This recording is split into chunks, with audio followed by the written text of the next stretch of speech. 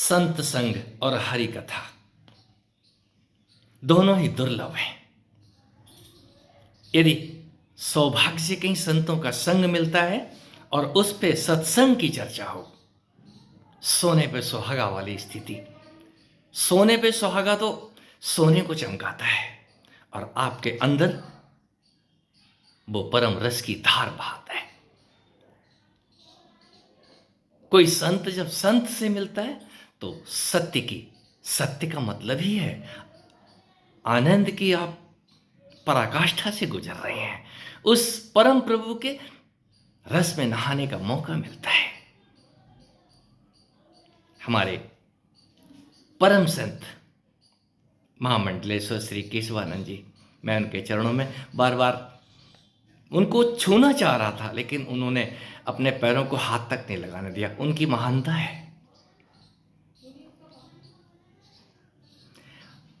उनके दो शब्द मुझे अंदर तक हिला डालते हैं। पहली बार जब मिला था तब उन्होंने कहा था, मैं तो सिर्फ खाता और सोता हूं और कुछ नहीं। और जब इस बार मुलाकात हुई तो उन्होंने फिर वही दो शब्द दोहरा दिए, मैं कहीं आता जाता नहीं। बस इतना बोल के चुप हो गए। उनका सूत्र काफी था, मैं कहीं आता जाता नहीं, मैं कहीं आती जाती नहीं। मेरी परम संत, परम, मैं उनको मां, जिंदा मां। आज भी उनके शब्दों में जो भी सुनता है मंत्र मुग्ध हो जाता है। मां आनंदमयी। जिसने नाम सुना है उन्होंने वाणियां भी सुनी होंगी। मां से किसी ने पूछा है, मां आपको हमने बचपन से देखा है, आप एक जगह टिकती क्यों नहीं है? पूरे दिन घरों में घूमती रहती हैं, पूरे दिन इधर से उधर घूमती रहती हैं, आप कहीं एक जगह टिकती क्यों नहीं है? तब तो वो युवा थी। उनका बाल सुलभ जवाब था, मैं कहीं आती जाती नहीं हूं। आपको लगता है कि मैं इधर उधर घूमती फिरती हूं, मैं कहीं भी आती जाती नहीं। ये बात लागू होती है उस संतत्व की अवस्था में। संत उस सत्य को जानने के बाद इतना ही कहेगा, मैं तो कहीं आता जाता नहीं। फिर ये आता जाता कौन है? ये मैं ही आता है, मैं ही जाता है, मैं ही करता है, मैं ही मरता है। मैं ही योगी है, मैं ही भोगी है, और मैं ही कहीं रोगी होता है। इस मैं के साथ मां को जोड़ो। मैंने मैं को मां बना दिया। अब मैं अपनी मां के साथ आता हूं, और जब वो मैं रूपी मां आती है तो मैं पीछे पीछे चला आता हूं। मुझे देखने वाले, ओह आपका तो नाम ये है। भाई मेरा कोई नाम नहीं है, जो भी नाम है वो मेरी इस मां का है जो दिखाई दे रही है, जिसको आप प्रकृति कह सकते हैं, शरीर कह सकते हैं, ये दंड, ये लाठी कह सकते हैं। इस लाठी को लेकर के ये लाठी ही दिखाई देती है आपको।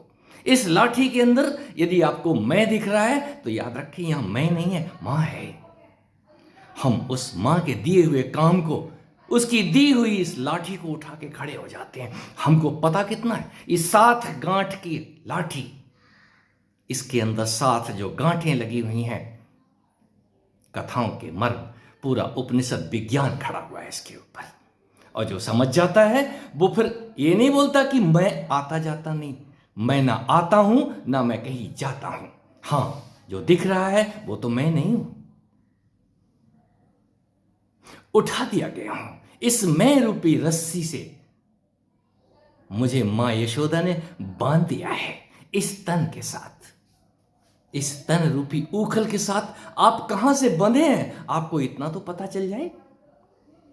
और जिसको पता चल जाता है वो कभी ये नहीं बोलेगा मैं कृष्ण हूं, मैं देवकी नंदन हूं, मैं वासुदेव कृष्ण हूं। अपने बाप का नाम, अपनी मां का नाम लगाता है। कल की चर्चा में भी यही हुआ। मुझे याद है अपना बचपना, मुझसे कोई पूछता था कस्बे में, तुम किसके बेटे हो? मैं अपने पिताजी का नाम बताता था। और तेरा क्या नाम है? मैं उनका लौंडा हूं, मैं उनका लौंडा हूं।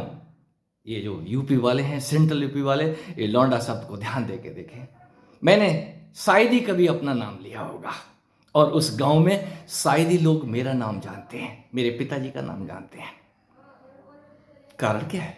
क्योंकि मैं, वहां मेरे पिताजी हैं, और ये प्रतिबिंब जो चेहरे का था मेरे पिताजी के चेहरे से मेल खाता था, और हर कोई बोल देता था, यस ये उसी का बेटा है।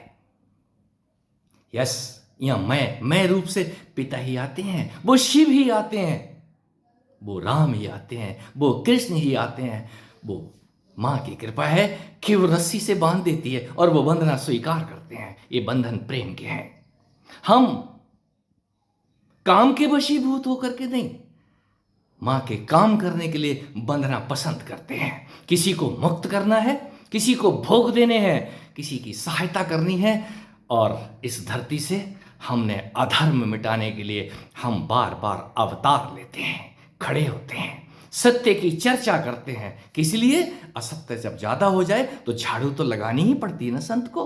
हर संत यहां पर झाड़ू लगाने के लिए खड़ा हो जाता है। आपके चित्त में, जो सुनने वालों के चित्त में जो कूड़ा और कचरा इकट्ठा हो जाता है, उसको हटाने के लिए कोई संत, कोई भगवान वेद व्यास अपने पुत्र सुखदेव को किसी जनक के पास भेजते हैं, जाओ पुत्र, कुछ शिक्षाएं लेकर के आओ। क्यों? जब शिष्य ऐसा लगे कि अब ये मेरे समझाने से नहीं समझेगा, तो किसी दूसरे के पास, तीसरे के पास, चौथे के पास उसको सत्संग के लिए, ज्ञान शिक्षा के लिए, उस ज्ञान से विज्ञान निकालने के लिए भेजना चाहिए। मुझे जरूर भेजा। मुझे गुरुदेव ने मुझे बार बार गंगा किनारे चले जाओ, अब असम घूम के आओ, अब उज्जैन घूम के आओ, शमशान में घूम के आओ, घूमता ही रहा हूं। घुंघरू की तरह बजता ही रहा हूं मैं। यहां घुंघरू बजते हैं, बिना बजाए तो घुंघरू भी नहीं बजते। घुंघरू भी किसी के पैर में, जब पैर में हो तो पैर की चाप से बजता है। घुंघरू अपने बजाए नहीं बजता। ये वाणी में जो बल है, इसके अंदर उस बलदायिनी की शक्ति है, उस पावर की।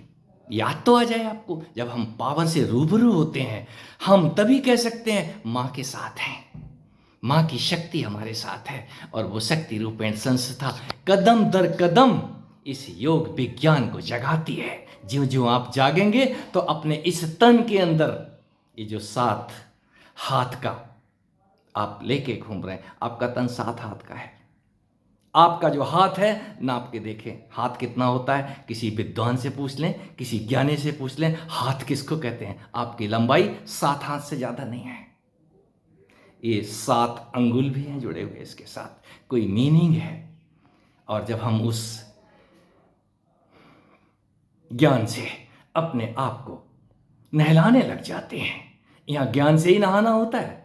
पानी तो आपको बाहर से स्वच्छ करेगा, और ज्ञान आमूल चूल आपको बदल के रख देगा। कोई ज्ञानियों का सत्संग करके ज्ञान से नहा जाता है, और एकांत में बैठ के हनुमत धाम सरीखी जगह पे शांत चित्त होकर के, हनुमान के सदृश गदा कंधे पे नहीं, एक तरफ उठा के श्री राम अपनी मस्ती में डूबा रहता है। हो गई उसकी परिक्रमाएं।